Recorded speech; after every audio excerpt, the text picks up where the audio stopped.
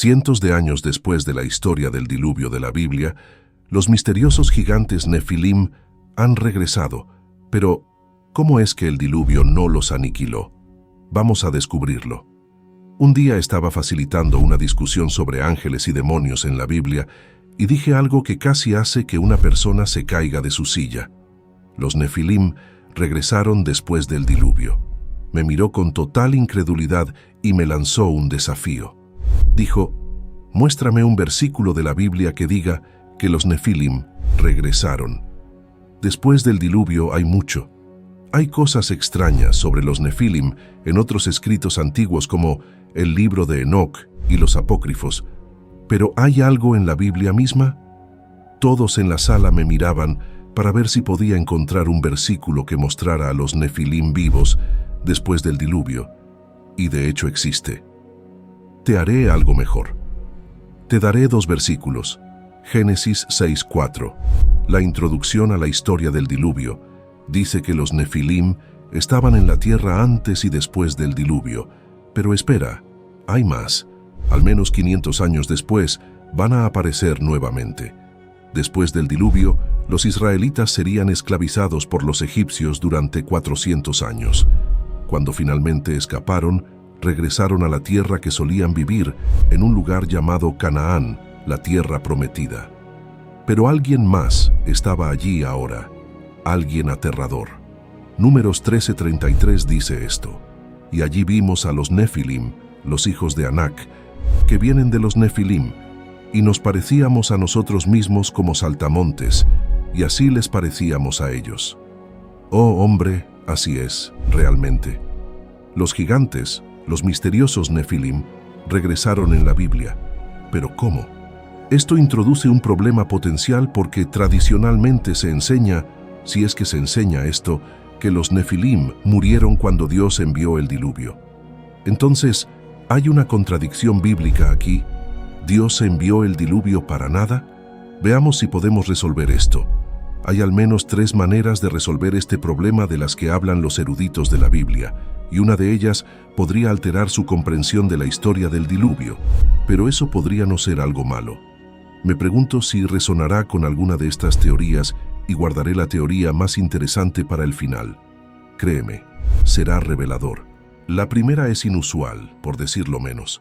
Proviene de un libro que no formó parte de la Biblia, es del Génesis apócrifo, y dice: Bien, déjame decirte lo que dice el padre de Noé. Luego consideré si el embarazo se debía a los vigilantes y los santos o a los Nefilim, y me preocupé por este niño. ¿Qué significa eso? Esto sería el drama definitivo en el que tal vez quieras sentarte para verlo. El padre de Noé estaba acusando a su esposa de tener una aventura con un ángel. Pensó que Noé podría ser en parte ángel, en otras palabras, mitad Nefilim. Esta es una teoría muy interesante, aunque fue escrita mucho tiempo después de que el diluvio tuvo lugar, en el siglo III a.C. La mayoría de los eruditos consideran esto interesante, pero casi como una versión de ficción de la historia original del diluvio. Pero lo que aprendemos aquí es que incluso los pueblos antiguos sabían que los Nefilim regresaron después del diluvio y, al igual que nosotros, intentaron descubrir cómo pudo haber sucedido eso. La segunda teoría descubrió una posible laguna en el lenguaje de la historia del diluvio. Génesis 7:19 dice que las aguas cubrieron todos los puntos altos de la tierra. Oh, parece bastante claro, pero el erudito Michael Heiser escribió que en otra parte de la Biblia la palabra todo realmente no significa todo, y la palabra mundo podría no significar realmente todo el planeta. Les mostraré lo que quiere decir. Hay un ejemplo de esto en Génesis 41:57. Allí leemos que toda la tierra vino a Egipto a comprar granos. Señala que todos los seres humanos en todo el planeta no fueron a Egipto a comprar granos, pero eso es lo que parece decir el versículo. Si lo tomamos literalmente, es posible que la Biblia simplemente quiera que sepas que muchas personas se vieron afectadas, pero es posible que no significara literalmente cada persona en todo el planeta.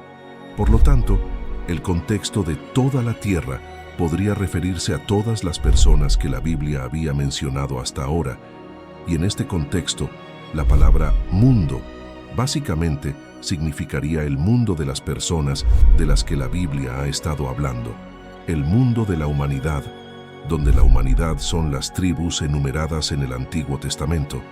Puede haber habido personas en otros lugares, no está muy claro, pero algunos eruditos de la Biblia, de hecho, piensan que la puerta está abierta un poco para una interpretación de que el diluvio no cubrió todo el planeta, solo el mundo de las personas mencionadas en la historia de la Biblia. Otros rechazan esta teoría preguntando, bien, ¿Dios falló entonces? Porque se suponía que el diluvio eliminaría a todos los Nefilim, y si esto es cierto, entonces no los destruyó a todos. Ese es un buen punto, pero aquí hay una pregunta que hacer. El objetivo del diluvio era destruir a todos y cada uno de los Nefilim, o simplemente destruir su rebelión, como eliminar a la mayoría de ellos para que los restantes ya no fueran una amenaza. Si el objetivo de Dios era simplemente proteger a la raza humana de la amenaza de los Nefilim y de la corrupción que causaron, entonces el diluvio tuvo éxito. El diluvio aún cumplió su propósito porque le asestó a la región de los Nefilim un golpe letal. Una subteoría mencionada por mi amigo Heath es que, hasta donde Noé y su familia sabían, toda la tierra se inundó.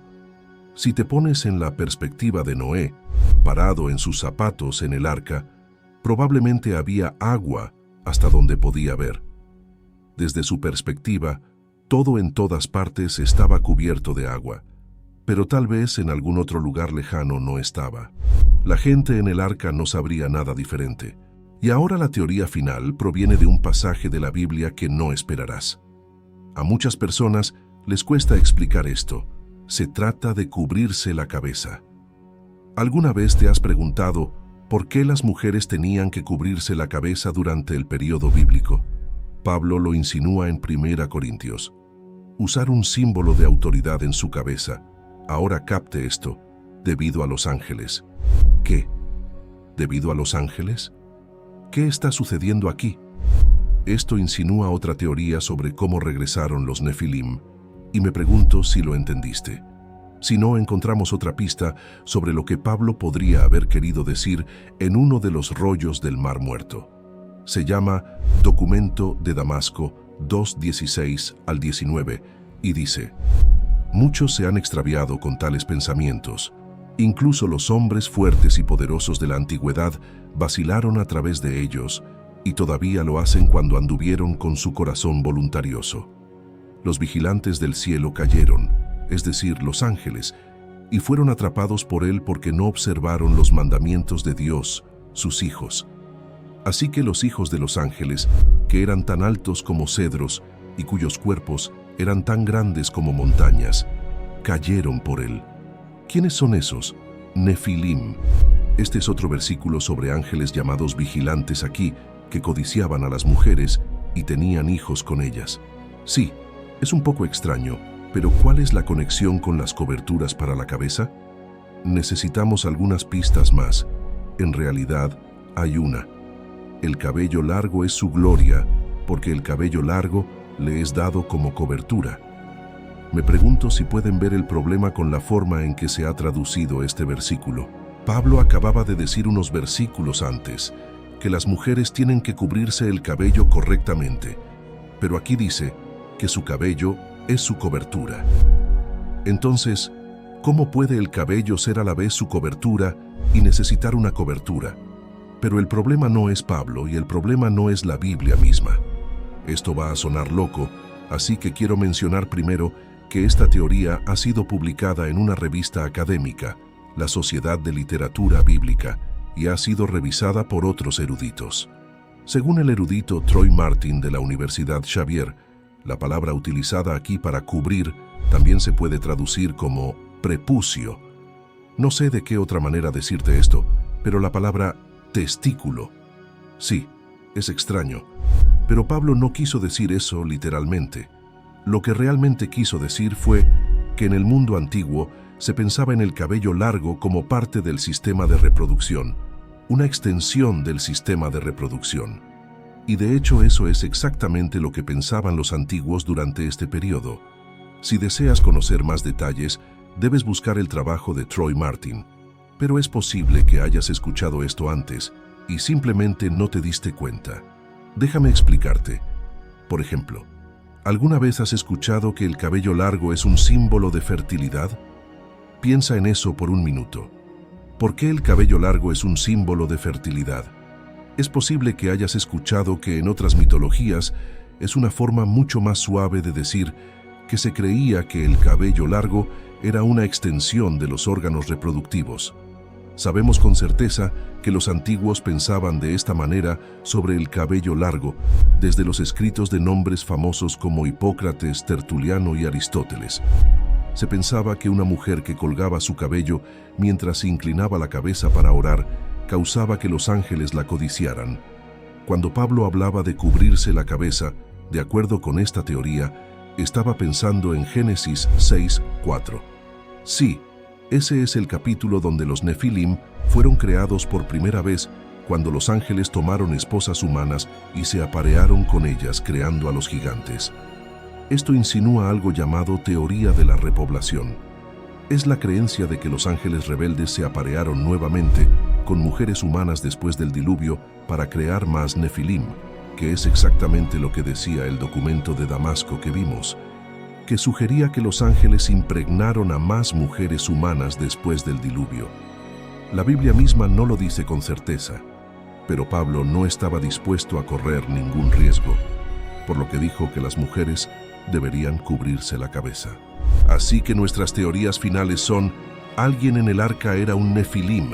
Esa es probablemente la teoría más improbable. Teoría 2. El diluvio fue local. Esto podría respaldarse modificando un poco la verborrea de la Biblia, pero la puerta está abierta a esa posibilidad al menos. Y en tercer lugar, los ángeles hicieron más Nefilim después del diluvio. ¿Cuál de estas teorías te parece más plausible? Déjamelo saber en los comentarios. En realidad, no sé qué teoría es correcta, y creo que está bien.